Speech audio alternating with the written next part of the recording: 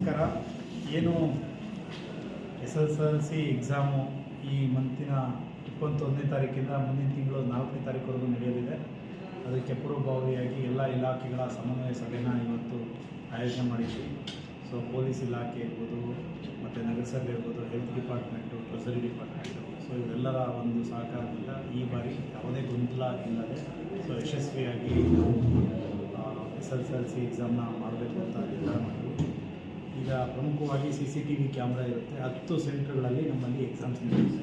So ಎಲ್ಲ ಶಾಲಾ ಕಾಲೇಜುಗಳಲ್ಲಿ ಮಕ್ಕಳಿಗೆ ಬಿಸಿಲಿರೋದ್ರಿಂದ ಸೊ ಹೆಲ್ತ್ ಡಿಪಾರ್ಟ್ಮೆಂಟ್ ಕಡೆಯಿಂದ ಪ್ರತಿ ಏನು ಸೆಂಟ್ರಲ್ಲೂ ಕೂಡ ಅವ್ರ ಸಿಬ್ಬಂದಿಗಳನ್ನು ನಿಯೋಜನೆ ಮಾಡಬೇಕು ಅನ್ನೋದನ್ನ ಸೂಚನೆ ನೀಡಿದ್ದೀನಿ.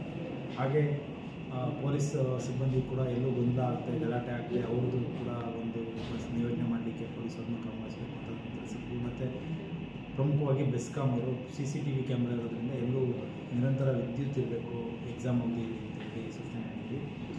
ಮತ್ತು ಪ್ರಮುಖವಾಗಿ ಮಕ್ಕಳು ಈಗ ಯಾರೂ ಕೂಡ ಆತಂಕಕ್ಕೆ ಒಳಗಾಗಬಾರ್ದು. ಪರೀಕ್ಷೆನ ಧೈರ್ಯವಾಗಿ ಎದುರಿಸಬೇಕು.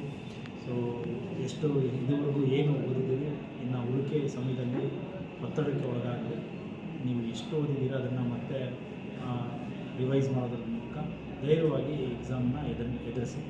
ಸೊ ಒಂದು ವೇಳೆ ಎಕ್ಸಾಮ್ ಸಂದರ್ಭದಲ್ಲಿ ನಿಮಗೆ ನೀವು ಓದಿದ್ದು ಸರಿಯಾಗಿ ನೆನಪಾಗ್ತಿಲ್ಲ ಅಂತನೋ ಅಥವಾ ಒತ್ತಡಕ್ಕೊಳಗಾಗಿ ಬೇರೆ ಯಾವುದೇ ರೀತಿ ತಾವು ಆತಂಕಕ್ಕೆ ಒಳಗಾಗಿ ಬೇರೆ ಬೇರೆ ಥರ ಸಮಸ್ಯೆಗಳನ್ನ ಮಾಡ್ಕೊಂಡ್ಬಾರ್ದು. ಪೇರೆಂಟ್ಸು ಕೂಡ ಹೆಚ್ಚಿನ ಈ ಸಂದರ್ಭದಲ್ಲಿ ಮಕ್ಕಳಿಗೆ ಒತ್ತಡ ನೀಡಬಾರ್ದು.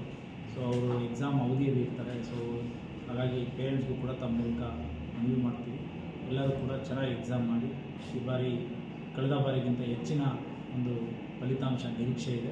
ಸೊ ಎಲ್ಲರೂ ಚೆನ್ನಾಗಿ ಮಾಡಿ ಅಂತ ತಮ್ಮ ಮೂಲಕ ಎಲ್ಲ ಮಕ್ಕಳಿಗೂ ಹೇಳ್ತಾರೆ.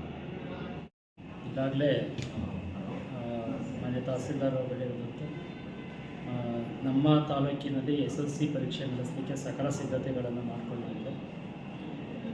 ಜಿಲ್ಲಾ ಹಂತದಲ್ಲೂ ಕೂಡ ಮಾನ್ಯ ಜಿಲ್ಲಾಧಿಕಾರಿ ನೇತೃತ್ವದಲ್ಲಿ ಸಭೆ ನಡೆಯಿತು ಶನಿವಾರ. ಅದೇ ರೀತಿ ಇವತ್ತು ನಾವು ತಹಸೀಲ್ದಾರ್ ನೇತೃತ್ವದಲ್ಲಿ ಅಧಿಕಾರಿಗಳ ಸಮನ್ವಯ ಸಮಿತಿ ಸಭೆಯಲ್ಲಿ ಎಲ್ಲ ಡಿಪಾರ್ಟ್ಮೆಂಟ್ಗಳ ಸಹಕಾರವನ್ನು ಕೋರಿ ಸಭೆಯನ್ನು ಮಾಡಲಾಗಿದೆ.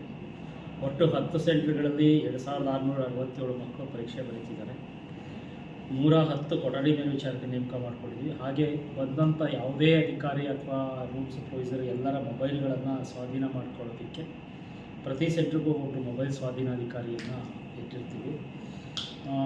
ಸ್ಥಾನಿಕ ಜಾಗೃತ ದಳವನ್ನು ನೇಮಕ ಮಾಡ್ಕೊಂಡಿದ್ವಿ. ಹಾಗೆ ನಮ್ಮಿಂದ ನನ್ನ ನೇತೃತ್ವದಲ್ಲಿ ಒಂದು ವಿಚಕ್ಷಣ ಜಾಗೃತ ದಳ ಇರುತ್ತೆ. ಹಾಗೆ ತಹಸೀಲ್ದಾರರು ಕೂಡ ರ್ಯಾಂಡಮ್ ಆಗಿ ಹೋಗ್ತಾರೆ, ಈವರವರು ಕೂಡ ರ್ಯಾಂಡಮ್ ಆಗಿ ಸೆಂಟ್ರಿಗಳನ್ನ ಭೇಟಿ ಮಾಡ್ತಾರೆ. ಇದರ ಜೊತೆಗೆ ಜಿಲ್ಲಾ ಹಂತದ ಜಾಗೃತ ದಳ ಇರ್ತದೆ.